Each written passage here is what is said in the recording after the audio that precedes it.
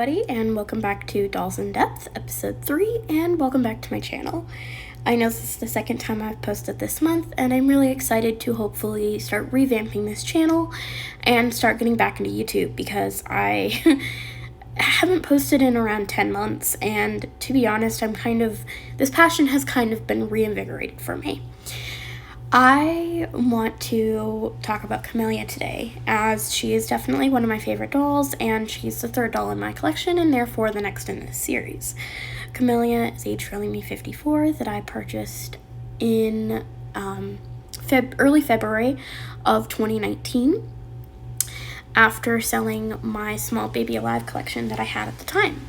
I paid for about 60%, while my mom paid for 40%, and she's the first doll that I ever got brand new from AG.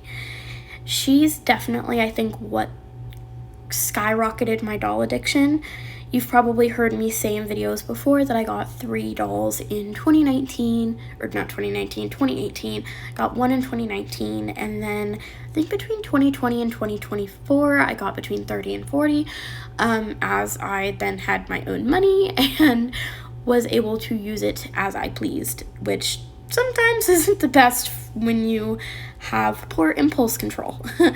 I have used different names for Camellia in the past, most notably Tessa and Cameron. If you've watched some of my older videos or have been following or subscribed to me for a while, then you know she was Tessa for a super long time, up until I think about a year or two ago. Camellia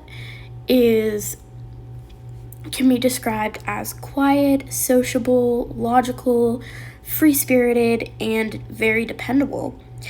She's also quite studious and does pretty well in school. However, her counterpart and twin sister Primrose, is even more studious than she is.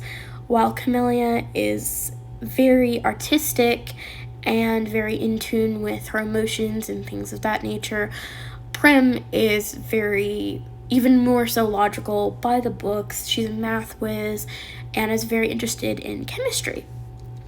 So the sisters kind of have had that kind of dynamic going for them.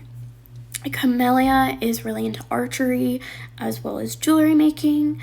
She often attended summer camps as a kid, and to this day is a camp counselor over the summer. She was born in Vietnam and was adopted to two dads, Felix and Colby, one of which has transitioned, who was a trans man who transitioned when Cam was about 5 years old. Her and her sisters were given the names Camellia and Primrose because of their symbolism. Camellia's the flowers symbolize love and adoration, while Primrose flowers symbolize, looking at my notes, symbolize protection and safety. Their middle names, Satomi and Miyoko, were given to them by their adoptive parents, as the names mean beautiful, according to BehindTheName.com. I personally named Camellia as such because I read a book in 2020 called Before We Were Yours by the author Lisa Wingate, and the character in that book, Camellia, was part of a pretty large family, I think about 4 or 5 siblings. And contrary to her other siblings, she had this really wild, dark brown hair and dark eyes, and similarly, she had a very wild and spunky personality. And I wanted Camellia to kind of take on a little bit of that spunk and that stick-to-itiveness as the girl in the book did. I definitely wanted to know more about her, as she was one of my favorite characters, and I loved the name, and I'm definitely going to use more names from that book eventually. I just haven't found the right doll yet. Camellia has several good friends on my collection, including Athena, Naomi, Demi, and Ophelia. Camellia and Athena relate to each other a lot in the sense of they're both from Vietnam, as well as they both have several different food allergies.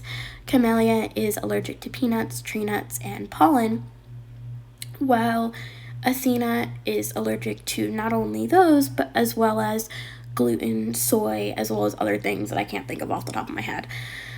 But they both have had to adapt to different cuisines and things like that in order to adapt to their food allergies. And Camellia and Naomi relate to one another because they're both very, very artistic. And she became friends with Demi and Ophelia because Ophelia is Naomi's older sister and Demi is Athena's girlfriend, soon to be fiance. So I think that's all I have as far as Camellia at the moment. If you want to know more about this lovely doll, please follow me on Instagram, as I have quite a bit more information on there, as well as quite a bit more information about my other dolls, as I have really taken on talking about things like disability and inclusion and all of those sorts of things on there, and I definitely want to take that to YouTube eventually. Thank you guys so much for watching, and I will see you next time. Bye-bye.